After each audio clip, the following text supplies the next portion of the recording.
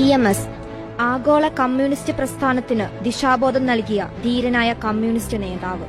ഇന്ന് ലോകം വാഴ്ത്തുന്ന കേരളത്തിന്റെ ആദ്യ മുഖ്യമന്ത്രി, സൈദ്ധാന്തികൻ, അനന്തമായ വിജ്ഞാനത്തിന്റെ കലവറ, അതുല്യനായ സംഘാടകൻ, സർവോപരി പച്ചയായ ഒരു മനുഷ്യൻ. ഈ മഹാനായ ജനനേതാവിന്റെ ഓരോ വാക്കുകൾക്കുമായി കേരളം കാതോർത്തിരുന്ന ഒരു കാലമുണ്ടായിരുന്നു. ഓരോ വാക്കും കേരള രാഷ്ട്രീയത്തെ മാറ്റിമറിച്ചു. അടിയൊഴുക്കുകൾ ദിശമാറി ഒഴുകി.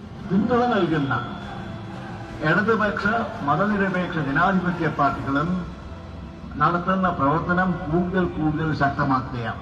ജന്മിത്തത്തിന്റെ കോട്ടത്തളങ്ങൾ, CIയുടെ പണക്കൊഴുപ്പിൽ കിളിർത്ത വിമോചന സമരം, അടിയന്തരാവസ്ഥക്കാലത്തെ മർദ്ദക ഭരണം, കാവി രാഷ്ട്രീയവും പച്ചരാഷ്ട്രീയവും കെട്ടിപ്പുണർന്ന കോലീബി സഖ്യം എന്നിങ്ങനെ കമ്മ്യൂണിസത്തിന്റെ തായ്വേര് അറക്കാനായി നടന്ന അക്ഷീണ പരിശ്രമങ്ങളെല്ലാം ഈ തൃഷ്ണയ്ക്ക് മുന്നിൽ ചിന്ന ഭിന്നമായി. വർഗീയത വളർന്നാൽ ഇന്ത്യയിൽ എന്ത് സംഭവിക്കുമെന്ന് EMS എന്നോ പറഞ്ഞിരുന്നു.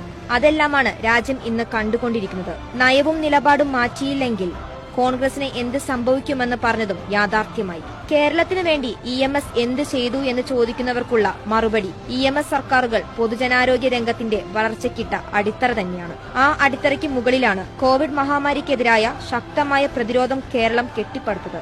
അധികാര വികേന്ദ്രീകരണം, എണ്ണയിട്ട യന്ത്രത്തെ പോലെ പ്രവർത്തിക്കുന്ന തദ്ദേശ സ്ഥാപനങ്ങൾ, കയ്യും മെയ്യും മറന്ന് പ്രവർത്തിക്കുന്ന ജനകീയ കൂട്ടായ്മകൾ, 57-ലെ EMS സർക്കാർ ഊടും പാവും നൽകിയ പൊതുവിദ്യാഭ്യാസം വളർന്ന് വികസിച്ച് ഈ മഹാമാരിയുടെ കാലത്തും ഹൈടെക്കും ഓൺലൈനുമായി തല ഉയർത്തി നിൽക്കുന്നതാണ് 2020-ലെ കാഴ്ച.